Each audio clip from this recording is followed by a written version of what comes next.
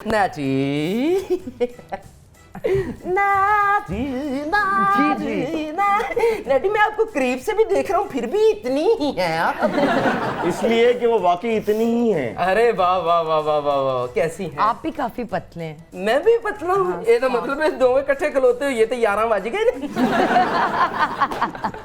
जो कि साधु संत फकीर खां बाबे पहुंचे बाबे हैं। कैसे चल रही है आजकल फैशन इंडस्ट्री आपकी? बस ठीक ठाक। मुझे भी कोई ऐसा डिजाइन करवा दे ड्रेस ताकि मैं रातों रात पेरिस, वो क्या कहते हैं, कार्निवल, क्या उसका कहते हैं, बदबू, फैशन का है।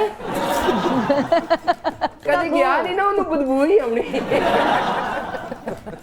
जो कि साधु संत फकीर खां बाबे पहुंचे बाबे हैं। बाबे ने अपने जादू टोने के साथ बड़ी बड़ी मुश्किलों के हल निकाले हैं काशिफ भाई माशाल्लाह। अच्छा क्या करने लगे अब आप? जो कि साधु संत फकीर खां बाबे पहुंचे बाबे हैं पुत्रों। बाबे ने अपने जादू टोने के साथ बड़ी बड़ी सांप मत निकालना, उनको डर लगता है सांप। हाँ मुझे भी लगता है। लगता है हाँ जी।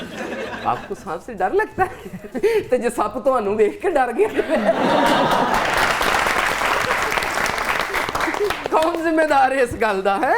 ये जानवर है कुछ नहीं कहता जोगी साधु संत फकीर का चल पुत्र सपा। हां वाकई सप है। बाबा सियाने कहंदे ने कि सप्पां दे पुੱਤ कदी मित नहीं हुंदे भाਵੇਂ चुलियां दुੱਧ पियाइए चाह नहीं पींदा इसलिए मैं कप परा कर देता है। चल बेटे सप्पा नेटी क्या क्या?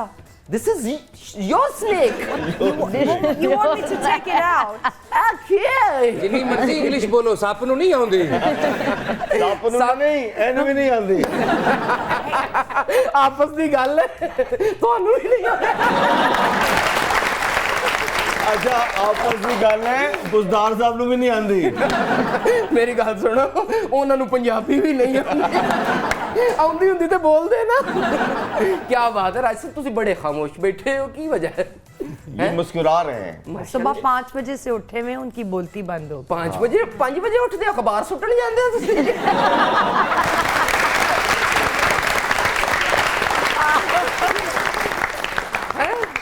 चल भी बेटे सपा जरा नेटी के पास हो जा करो। Mr. Jogi, take it away. ਉਹ ਜੋਗੀ ਨੂੰ ਪਈ ਮੌਤ। ਇੰਗਲਿਸ਼ ਸੁਣ ਕੇ ਸਿਰਫ ਕਹਿੰਦਾ ਨੋ। He liked you. Yeah, she not she. He should like him.